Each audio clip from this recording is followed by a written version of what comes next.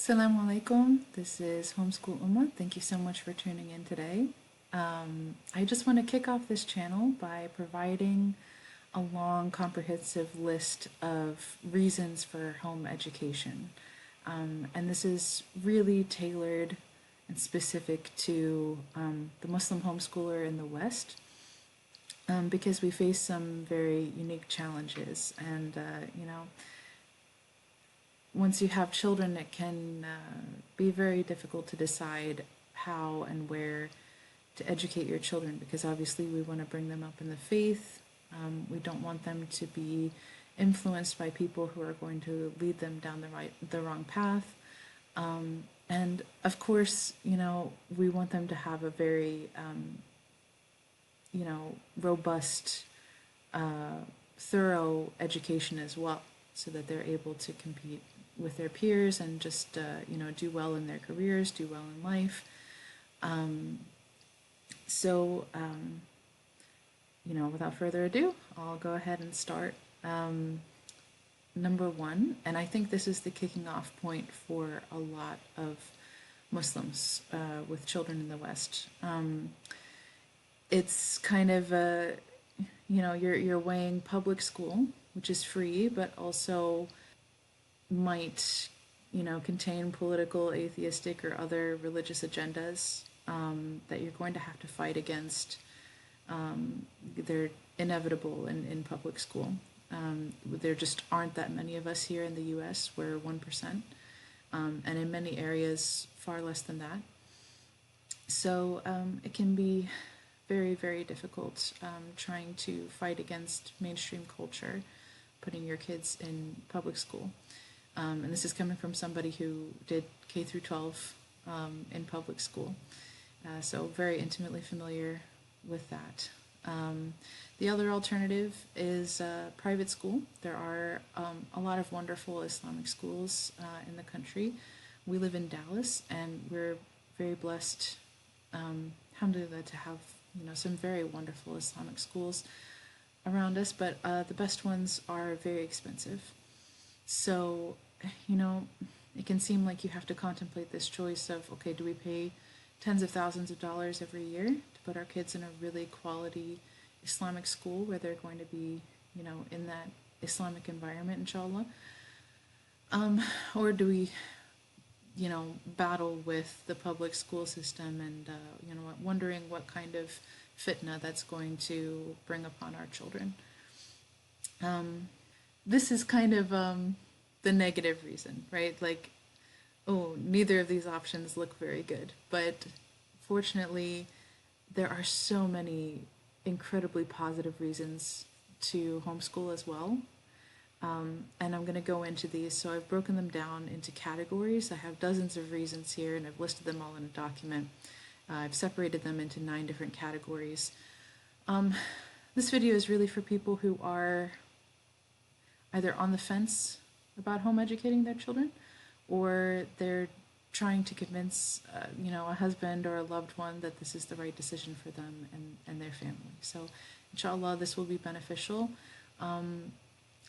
Much of this is very Muslim specific, but there's so many reasons as well why other people do it, and it can provide a very wonderful experience for your family, for your children, and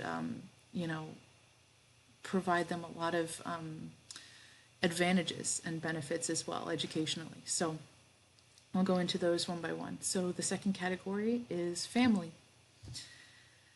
By educating your children at home, you're fostering very strong bonds between parents and children and between siblings. So these are the relationships that last a lifetime. It's really easy to become very peer-oriented as children and to think that the most important relationships in your life are with your friends and even mentors that you have in school, like teachers. There's a great book called Hold On to Your Kids by Gabor Mate, and there's a co-author I'm not remembering right now. but very wonderful book about the dangers of peer orientation and why it's really important to hold on to your kids, to make sure that the family bonds, the people who really care about them and love them and will love them forever, are the most important relationships in their lives and the ones that they focus on. And it's also just such a beautiful thing, you know, mashallah, having, you know, a really tight bond with your parents and with your siblings is such a beautiful thing. It's such a beautiful gift. Secondly, education is entrusted to those who love our children and have their best interests at heart, i.e., the parents, grandparents, aunts, uncles, etc., people who you choose to educate your children. A lot of times children get teachers in school who just don't like them for some reason, or they don't understand them, or, you know, perhaps even they just don't have time. You know, there are a dozen or more kids in a classroom, and it can be difficult to create that strong bond with a child and you know, develop a sense of love and you know, connection and relationship to them, to you know, really consider, okay, what's their learning style, you know, what's going on with them today, you know, maybe there's a barrier to their learning one day, and just having that intimate connection with them, I think can be really, really beneficial for the child's education. So third, we can learn alongside our children, sharing the joy of learning with them, and increase the intimacy of our understanding and bond by sharing learning and reading the materials with them, reading aloud together, etc. There's a good book called The Read Aloud Family, and this is all about the benefits of reading aloud to your children, and you know, it talks about, you know, relationship benefits that you can get from reading aloud with your children. You know, creating that really beautiful bond, just having your child on your lap or right next to you as you're reading aloud with them, and you know, you have all of a sudden all of these shared references and inside jokes, and it can really you know, create a beautiful bond between you and your kids, and you know, you're sharing that experience with each other. You know, it's kind of like watching a show together, or just going out and, you know, spending time with them. It's a shared experience, and it's, you know, especially if you're reading something inspirational and wonderful, that can just be a great experience. So you can also potentially quadruple your time together as a family during weekdays. So, like, you know, just as a scenario, let's say both parents are working, they're getting home from work around 6 p.m. And then their kids go to bed at, say, 10 p.m. So they're getting, you know, a maximum of 4 hours per day with them. And during that time, they're probably going to have to do homework. They might have extracurriculars. They might have other things going on. Versus, you know, you're with them the entire day. That's a maximum of 16 waking hours per day, assuming you're sleeping 8 hours at night. So that's really, you're expanding your time with them so much. And you know, obviously quality and quantity are important, but more time together means a stronger bond, greater trust and reliance on each other as a family, again, as opposed to peers and adults that we don't know very well. And, you know, again, more inside jokes, a richer relationship between family members. I can spend more time with grandparents and other family, whether on the phone or visiting whenever we want. I know for us, in our particular situation, my in-laws are in Egypt, and so it's really important to catch them in the morning or the early afternoon. Otherwise, you really just don't get to talk to them during the day, because they operate on different hours. You know, they're usually 7 or 8 hours ahead of us, so that provides the opportunity, the freedom to be able to talk to them during the day, during the week. And for me, you know, my parents are here in the United States, but, you know, my mom, for instance, is just really at her best in the morning. And so it's really great to be able to have that morning conversation with her, because that's when we're all just fresh and happy. And it's just really great. It's nice just having that freedom to be able to talk to family whenever we want. Um, Next, there is no confusion or tension regarding the authority of teachers over the authority of parents. So this is something I've heard a lot from teachers, that they have to constantly battle the parents. There's a battle between teachers and parents that the teachers need to be able to teach certain materials, and perhaps the parents object to that, and it can create this sense of tension between two authority figures in your child's life, and it can be difficult for the child to navigate that and decide, okay, who's actually the greater authority, the teacher or my mom and dad? And that's a really tricky situation to be in. And ideally, you wouldn't be in that situation where, they're thinking, oh well, maybe this teacher is smarter or better informed than my parents, and just kind of creating those questions in your child's mind. Whereas if you're educating them at home, you're definitely the ultimate authority in their lives, and they're not going to have to deal with those situations where they have to kind of choose, or just see that tension between two people that they respect. They're two authority figures that they respect, their parents and their teachers. You don't want to create that confusion. And finally, for this section, we get to spend the best hours of the day together as a family when we're fresh and happy, rather than just getting each other's leftovers at the end of a long work and school day when we're worn out and drained. Getting those golden hours of the day together just, again, enriches the bond between you and your children, and between siblings as well. So now I'm going to move on to the third section here, which is freedom and convenience. So a lot of these are just very simple. You're not confined to the school structure, so you can really just focus on topics that you deem most important and interesting. You get to create your own learning path for your child. That can be very, very tailored to them. Can learn whenever and wherever you want, can travel whenever you want, explore the world outside of the home and classroom. You can go to museums, parks, zoos, aquariums, community events, whatever you want, which really makes learning more varied, experiential, impactful, and interesting. In school, you might get the opportunity occasionally for field trips, but this is something that has to be very heavily planned, and you might have to pay money, and there are permission slips, and it's a big ordeal, so it's not going to happen all that often. Most of the time you're going to be confined to the four walls of your classroom. So having a smaller classroom, i.e. just you and your kids, and then just not needing to ask permission because you're the authority, you get to take your kids wherever you want. And let's say you're learning about a particular epic or period in history, and you want to go to the history museum and see some exhibits concerning that period of time.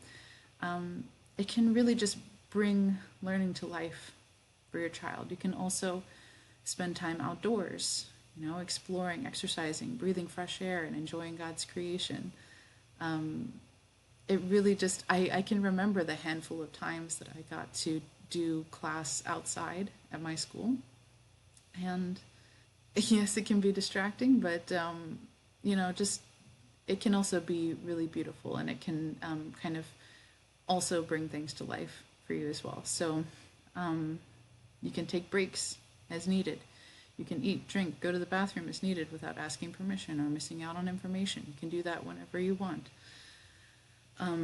No need to raise your hand and say, I need to go to the bathroom, and then the teacher keeps on teaching. You come back and you miss part of the lesson. You can dress as you choose. There's no dress code or uniforms. If you decide that you want to roll out of bed in your pajamas and do school, that's up to you. You can wake up and go to bed when you choose to, not according to a school schedule. A lot of homeschoolers say that this is really huge for them, especially if they made the transition from taking their kids to school every day to schooling at home. Um, there's no commute. There's no wake up right now. You're going to miss the bus. There's no that hustle and bustle in the morning, that panic of we need to go right now. No time for talk. No time for a good breakfast or anything like that. It can be hectic, and I definitely remember that as well. I didn't eat breakfast most of the time in high school. I remember just because I was always rolling out of bed and rushing out the door. So this is definitely you know freedom and convenience is a really really huge pro for homeschooling. Okay, moving on. Higher quality tailored education, and as you can see I've got a lot of points here, so let me just zoom out. All right, so homeschool children statistically outperform public school children on standardized tests. A lot of this is from the HSLDA, the Homeschooling Legal Defense Association. One-on-one attention and parental involvement are the number one indicators of academic success. Obviously, homeschooling provides both of those in spades. You can create a long-term vision and a plan for your children's learning, not just a topic here and there, but a really, truly comprehensive education. And I have a quote here from John Taylor Gatto in the Seven Lesson School Teacher, which is a chapter out of his book Dumbing Us Down. And this is really a very pithy indictment of the public school system in the United States. So John Taylor Gatto was an award-winning teacher in the New York public school system for many years. And he came out of it just being very, very disillusioned with the education system in the United States. So he says, quote, "The first lesson I teach is confusion. Everything I teach is out of context. I teach the unrelating of everything. I teach disconnections. I teach too much. The orbiting of planets, the law of large numbers, slavery, adjectives, architectural drawing, dance, gymnasium, choral singing, assemblies. What do any of these things have to do with each other? Even in the best schools, a close examination of curriculum and its sequences turns up a lack of coherence, full of internal contradictions." So this is very relatable. As someone who went to public school, it's just, you're in a classroom for 48 minutes and then switch topics, and they have absolutely nothing to do with each other. And it can be really difficult to kind of put things together in your mind, especially when it comes to history, for instance. It's like you don't really come out with a good sense of how things happened or why they happened or how they connect to other events. It's all very disjointed. And he had actually a longer list of things here. I put the ellipses here because there were just so many things that he listed. And it's really true. It can be very overwhelming and disconnected. But if you are taking charge of your child's education, you can tailor your child's education in a way that points out those connections, and you can do history in order. You can start with ancient times and then gradually work your way up to modern day so that you can see the progression of things. I know also in school, we really focused heavily on very specific events, and it was very American centric. So yeah, this can really, this is an opportunity for you to create something that's much more coherent. You can teach your children how to work and learn independently when possible, taking charge of their own education with guidance and feedback from the parents, of course. This is a huge pro for homeschooling. If you have a book, you can say, okay, I want you to read through this lesson and complete, exercises 7 through 10, and then I'll check your work at the end. or you can say, hey, I want you to learn all about this topic and then write an essay at the end, and we'll take a look at it and discuss it together. Children can be much more independent and take charge of their education a whole lot more than in public school, and I assume also in Islamic school. Younger children benefit from observing their older siblings, and older children gain mastery through teaching their younger siblings. So this is a concept from the one-room schoolhouse, where you get different grades together, and it's very Montessori. All grade levels can benefit from each other in a way. So having siblings being in different grades is actually, it's not a problem. It can be a huge benefit. There's emphasis on real learning rather than testing and grades. So, a lot of kids will just, teachers will teach to the test, and students will learn for the test and then forget everything afterward. You can really try to emphasize real learning, spend the appropriate amount of time on something, and not worry about testing, because you have that intimate understanding of where your child is at and what their understanding is. You don't need, they understand 98% of this, or 76%. You have that understanding. You don't need to rely on testing and grades quite as much. Not that they can't be useful tools, but as a home educator, you can focus on that deep learning and real learning, and ensuring that they really get it before moving on to the next thing. You can learn at your child's pace. Spend extra time on topics as necessary, or progress at an advanced pace, regardless of the child's grade level. So there doesn't need to be any busy work. And again, you're not missing out on information, or like when you have a classroom that's just full of students who are different levels of understanding, it's difficult to tailor it to the individual child. So some people are going to get left behind, and some people are going to be held back, from their potential, because maybe they're just better at math than the other kids, and so they're being held back. You have that opportunity to progress at their own pace.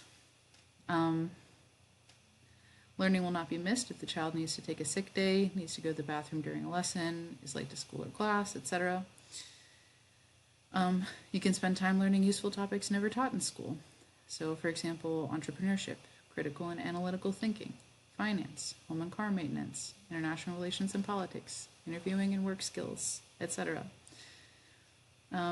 Can also arrange shadowing and internship opportunities at a young age, and you can even let the kids shadow you at work, or even apprentice if they're inclined, so they can get those real world work opportunities while other kids are in school. The work and school hours overlap, so if they're at an age where they're able to start learning real skills, let them.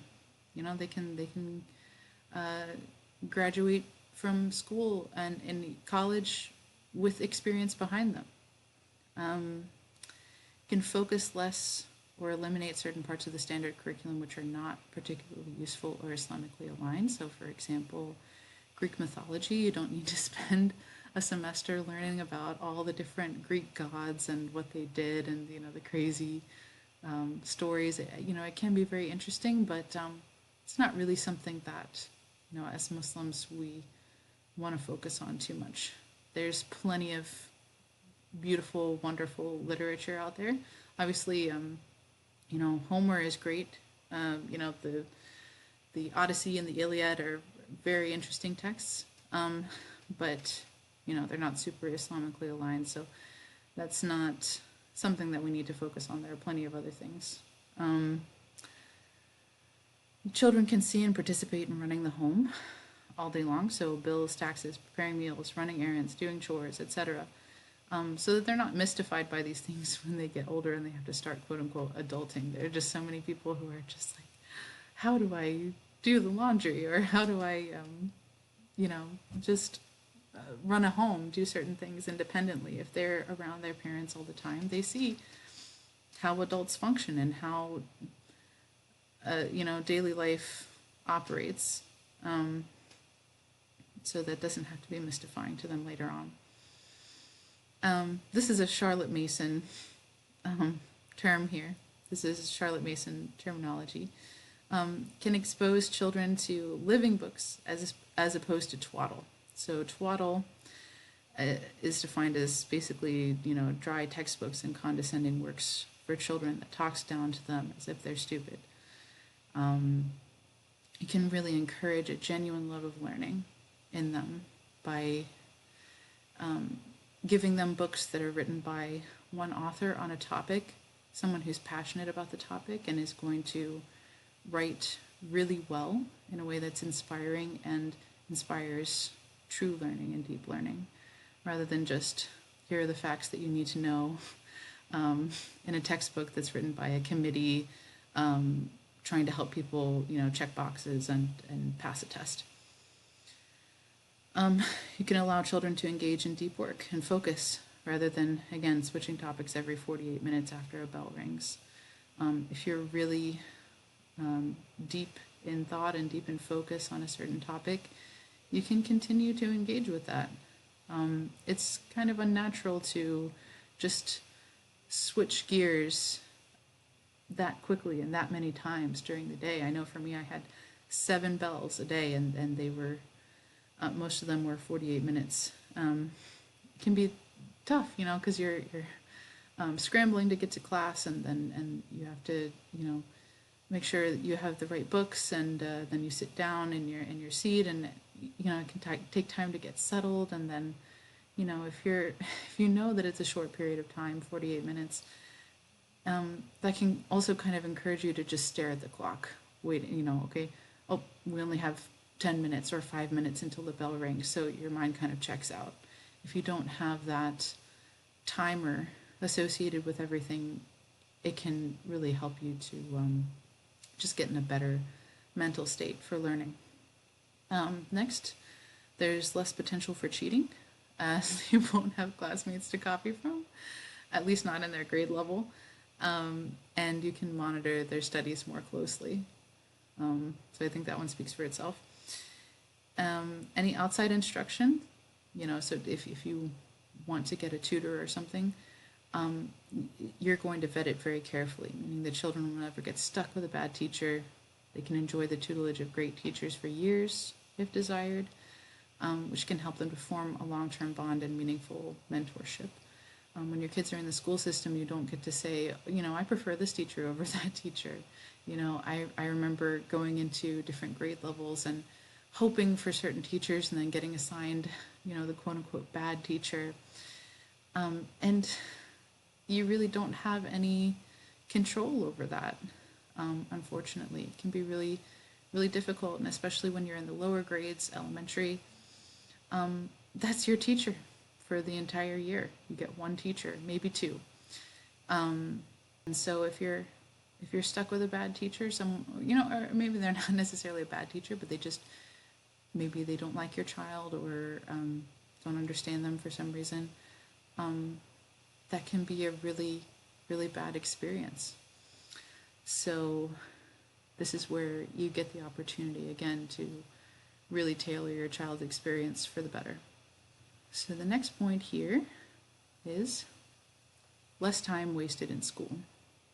Any homeschooler will tell you that school does not need to take 8 hours a day. There's no busy work, which is huge. There's so much time wasted on busy work.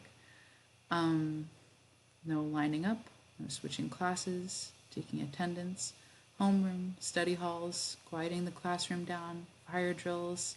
Now they have active shooter drills, assemblies, etc.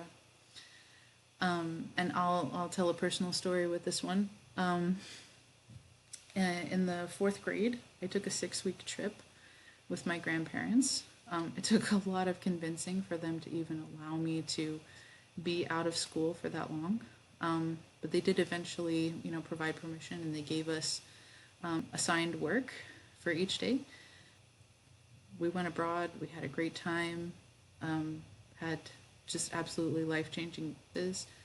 And I remember doing 2 hours or less of assigned homework each day. And when I came back, I was actually 2 weeks ahead in math, and I was ahead also in my other subjects as well. But I especially remember being 2 weeks ahead in math because my teacher made me do classroom chores for those 2 weeks while the others got caught up. So that was my own personal experience with quote unquote homeschooling, or I guess you could call that world schooling. Yeah, it doesn't need to take that much time. So individualized attention and direction again means that they can progress at their own pace without getting left behind or waiting for others to catch up.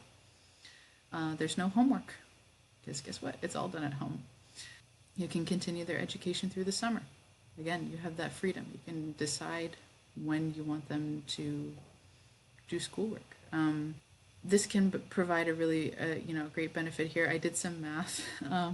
I read a book called The Brainy Bunch, which is a really interesting story about a homeschooling family with 10 kids. And all of them went to college by age 11 or 12. And a lot of that is just the advantage of, again, the individualized attention and not having to spend 8 hours a day in school. But also, yeah, let's say you work through the summer.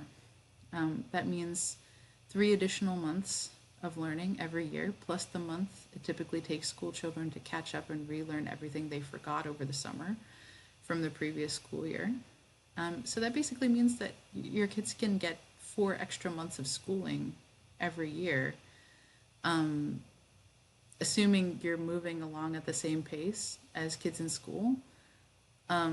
This is the equivalent of 1 additional year every 3 years. So that means by 3rd grade, they'll be 4th grade level. By 6th grade, they'll be 8th grade level. And by 7th grade, which is age 12, just like the Brainy Bunch, they'll be 9th grade level and ready to start dual enrollment college classes. So it's really not that far out of reach. Just by schooling through the summer, you can have them in college classes by the time they're 12. And finally, there's no school commute to worry about. And this is really huge, actually. I kind of just thought that this was like a small thing, but you don't need to arrange rides, carpooling, buses, etc. And let's say you save about an hour or more every weekday. Like, let's say your school is 15 minutes from you. So 15 minutes there, 15 minutes back to drop them off, 15 minutes there, 15 minutes back to pick them up at the end of the day. So that's an hour. So let's say an hour every weekday, 8 months out of the year. That's 160 hours per year times 13 years is 2,080 hours. And that totals 87 days of just commuting to and from school.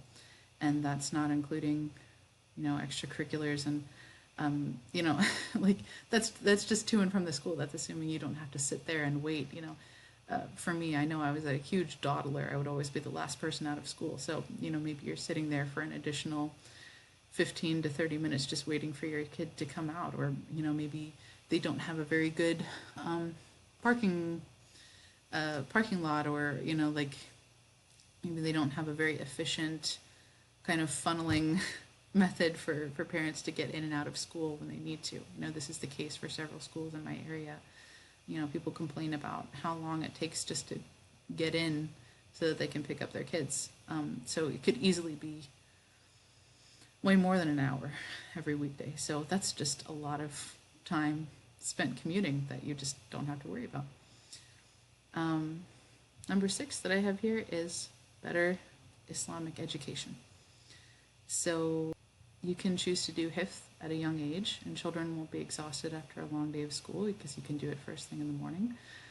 And also, this is something that you can focus on at a young age because children in the quote-unquote grammar stage, this is a classical term, in the grammar stage when they're basically elementary age, they're really, really masterful at memorizing. And this is why so many kids memorize the Quran by age 10, because it's not a chore for them. They're actually really, really good at memorizing. They're little sponges. So the best time to really focus on hifz is at a young age. Can teach them history from an Islamic perspective and highlight all the Muslim empires and figures that have been erased in Western school books. I'd like to think that this wouldn't be a problem in Islamic school, but from what I've heard, a lot of times they kind of just go with public school curriculum, and so they would still be teaching them the same basic history facts, but then maybe just like tacking on some Islamic subjects. So maybe in addition to just regular secular subjects, you would have like Arabic and hifz and all that, and of course all the students would be Muslim. But that putting your kid in an Islamic school doesn't necessarily mean that everything's going to be taught from an Islamic worldview. So that's a huge pro for homeschooling. Also, you can go easy during Ramadan, focusing on spirituality and Islamic learning rather than secular topics. Definitely in public school, your breaks are going to be focused around Christmas and Easter, and other holidays like that. And then during Ramadan, it's just you're just gonna, it's going to be business as usual, going to school, and there's no, you're not going to have that focus on spirituality in school. So that's something that you can tailor to your children. You can prioritize prayer and organize your days around the 5 daily prayers. So your schedule can be completely, okay, what are we going to do before Dhuhr and what are we going to do after Dhuhr? In an Islamic school, certainly, you're probably going to have that opportunity to pray, but, definitely in public school, it's going to be a huge challenge. Can take Fridays off to prioritize praying Jummah, reading Surah Al-Kahf, etc. Obviously, you don't have to do that, but again, you have the freedom. You can, you don't have to do Monday through Friday. You can do Sunday through Thursday, as they do in a lot of Muslim countries. And you can, reserve Fridays for, that's our spiritual day. Monday through Friday here is with the idea that you're going to be going to church on Sunday. So definitely that's a huge pro. You can use Islamic resources and materials that support strong moral and spiritual foundation for your kids. And I'm going to do a separate video on all the Islamic resources that I've found for homeschooling. You don't have to deal with having to opt out of topics or activities that are objectionable from our Islamic perspective. So, a lot of times they'll have Christmas or Easter themes at school. You don't have to deal with the awkwardness and disappointment of having to pull your kids out of that stuff or opt out of it, or, it can be really tough. And then this is personal to us. We have family in Egypt, so we can spend as much time as desired traveling and seeing family in Egypt, or even traveling to other Muslim countries. So if you have family abroad, or if you just want to do some world schooling, take your kids, expose them to different Islamic cultures, you have the freedom to do that. It doesn't just have to be during the summer. It can be whenever you're able to as a family.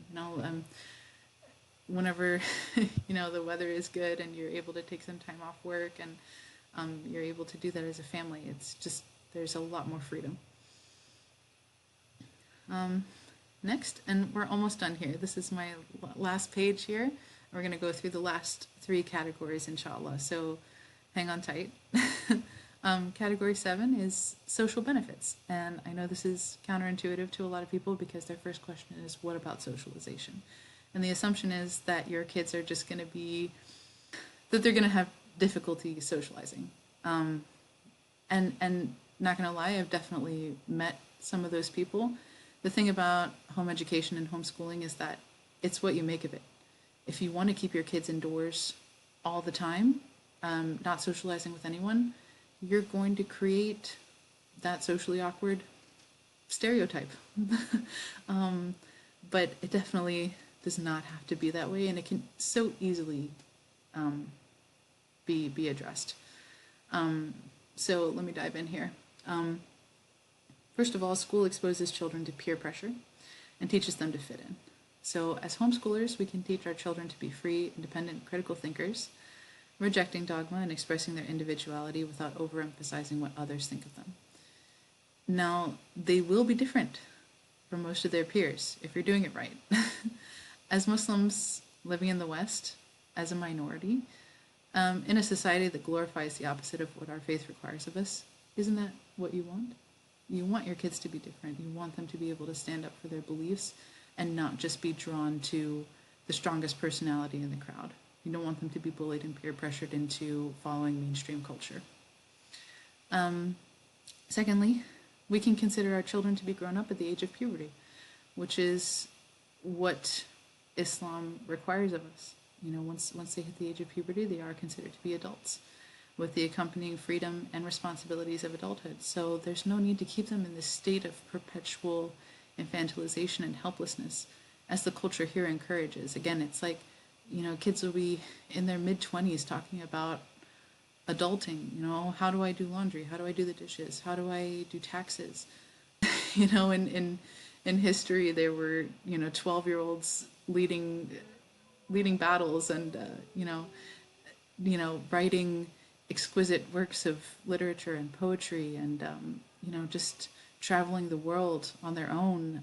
It's really only recently, like in the past century, that people have really taken childhood to the extreme and extended it really unnecessarily. So can also expose kids to the real world where they can interact with young and old, not just their own age group, and people of diverse backgrounds. So this is something that homeschoolers talk about a lot. Yes, schooled children in public or private schools are able to socialize typically really well with kids their own age, but they really struggle to socialize or talk with adults or children who are younger than them. They just cannot relate to people of different ages, and this is actually, if you think about it, kind of unnatural. This is the factory model of putting people in classrooms based on their manufacture date, on this assembly line of okay, now you're going to learn this at this time, and you're only going to be exposed to people your own age for a dozen years or more. It's kind of unnatural, and homeschoolers often are much more adaptable and able to talk to people of different ages. So that's a huge pro. Children can learn to think for themselves, take charge of their own education and life path, as opposed to always looking to a superior for guidance. So again, it's really taking charge of their own education. Can spend a lot of time volunteering in the community. Kids can spend time with the people that they choose to, not the people they're forced to be in a classroom with, making it. I've heard a lot of people talk about how this can be a disadvantage. I recently watched a video where an adult woman who was homeschooled, she spoke mostly positively about her experience, but one thing she said was that she was only exposed to very pleasant, nice people growing up. And then when she got older, she encountered all of these really difficult personalities and bullies and people who were mean, and it really threw her for a loop because she had this very cultivated childhood. So for me, I believe that this is a pro, even if it might make it a little bit more difficult to adjust later on to dealing with people who are not as nice or not as easy to be around, because bullying can have a really, really strong impact on you as a child. If you're bullied as a child, that's a formative experience that can make you feel less than, or feel very self-conscious about a certain aspect of yourself for your entire life. If someone bullies you for your weight, or for a speech defect, or a physical, any kind of physical defect or, tendency, it can just really, really get into your mind. And this is a very, very sensitive period of your life. And later on, you can still learn those skills of how to deal with difficult people, but your personality and your sense of confidence and self-worth is already developed as a child, because that's that formative period. And so if you're surrounded by people who are encouraging and loving and teaching you, that your self-worth is like spreading those positive messages, and you're really internalizing that during the most sensitive period of your life, I think that that's a pro. And I know that it might be something you have to kind of catch up on later, dealing with difficult people, but I really don't think that just like throwing your children to the wolves early on is, the equivalent of teaching them how to deal with bullies or how to deal with difficult people. It's kind of like just throwing them in the deep end and saying swim. Some people might learn how to swim. Some people might drown, So I think that this is a pro, even though, perhaps it's debatable. You can participate in co-ops, sports, Islamic programs, field trips, etc., and have friends over whenever you like. There are just so many opportunities for socialization. You don't have to keep your kids cooped indoors all the time, and they can really just socialize with whoever they want. It doesn't. It just give them that exposure. Just expose them to other kids. That's what school does. It doesn't have to be that hard. And then finally, children will not pin their self-worth on their grades or class rank. Moving into the penultimate topic here, category, you have more control over the most sensitive and formative period of our children's lives. And I know I'm kind of repeating some things here, but certain things in certain places is really helpful, at least for me. Hopefully it's helpful for you, inshallah. So you have more control over the most sensitive and formative period of your children's lives. So complete awareness of the state and progress of your children's education and well-being, as opposed to, picking them up from school. You go, how was school? And they go, fine, and that's it. You don't know what else is going on at school, who they're interacting with, what they're learning. It can be really difficult, especially if you have an introverted child or someone who's just exhausted at the end of the day. It can be really hard to find out what's going on with them and what they're learning and whether or not they're doing well. So being with them all day long is a much better way to keep track of how things are going in their lives. Then you have greater knowledge and control over who your kids socialize with, so you can filter out the harmful and destructive influences. You can prevent premature exposure to sex talk, inappropriate jokes, drug use, all that fun stuff that you just never know when kids are going to be exposed to that from other kids, or even from adults. And kids can learn about these things from a responsible adult, i.e. the parents or a trusted family member, rather than from their immature friends. So I'm not going to delve too deep into that, but I'm sure we can all recall having learned inappropriate things at a young age, and perhaps, getting some misinformation or just being exposed to really weird things that we just really don't want our kids to be exposed to. And then finally, you can avoid peer orientation. So we, as the parents, can be our children's support system and confidants when issues arise, rather than peers or teachers who may lead them astray. And then last but not least, this is actually really huge, and for some people this may be actually the, toward the top. This is not in order of importance. We have health and safety. So you don't have to worry about school shootings. Unfortunately, these are becoming more and more prevalent. Just a couple days ago, as I'm recording this video, there was a shooting at a school in Georgia where two students and two students and two teachers were killed, and 9 others had serious injuries that put them in the hospital. And this was committed by a 14-year-old boy. And yeah, it's just shocking and sad and horrifying to have to deal with that.